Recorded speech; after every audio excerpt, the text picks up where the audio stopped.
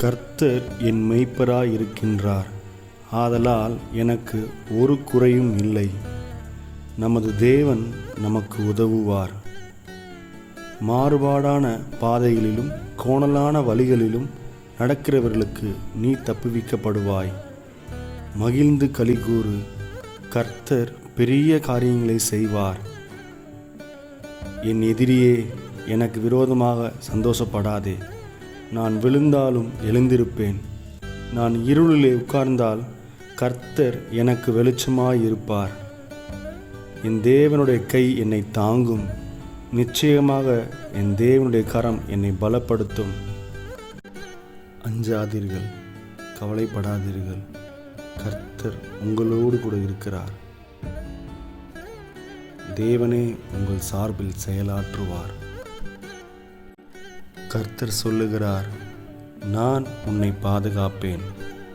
நான் உனக்காக பேசுவேன். உன் வழக்கை நான் பார்த்து கொள்வேன். ஆதலால் உன் வழக்கை கர்த்தரின் கைகளில் ஒப்படைத்து விடு. உன் எல்லா எண்ணங்களும் இது முடியாது என்று சொல்லலாம். அது சரிதான். ஆனால் இயேசு மத்தேயு 19 சொல்லுகிறார், மனிதர்களுக்கு சில விஷயங்கள் முடியாது, ஆனால் தேவனுடன் அனைத்தும் சாத்தியமானவை. உன் மனித கணிப்பால் உன் வாழ்க்கைக்கு எல்லையை வைக்க விடாதே. தேவனை நம்பு, அவர் இயலாததை கூட இயல்பாக்குவார். கைவிடாதே, பொறுமையாக இரு. கர்த்தரை நம்பி தைரியமாயிரு. நம்பிக்கையை விட்டுவிடாதே. அவர் உன்னை ஒருபோதும் ஏமாற்ற மாட்டார். தேவன் கூறுகிறார், நீங்கள் ஜெபிக்கும் தருணத்தில் போரின் அலை திரும்புகிறது.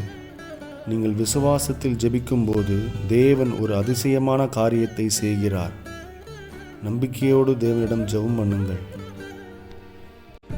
உமது பெயரை அறிந்தவர்கள் உம்மில் நம்பிக்கை வைப்பார்கள்.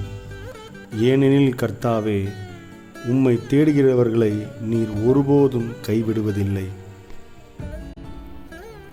நமது ஆண்டவர் திருப்பு முனைகளின் ஆண்டவர்.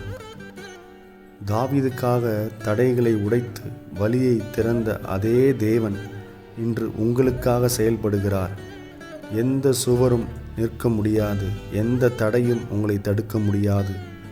உங்கள் திருப்பு முனை தொடங்கிவிட்டது. கர்த்தர் உங்களோடு கூட இருக்கிறார். ஒவ்வொரு நாளும் தேவனிடமிருந்து வரும் பரிசு கொடுப்பவர் மீது கவனம் செலுத்தி பரிசை அனுபவிக்க கற்றுக்கொள்ளுங்கள்.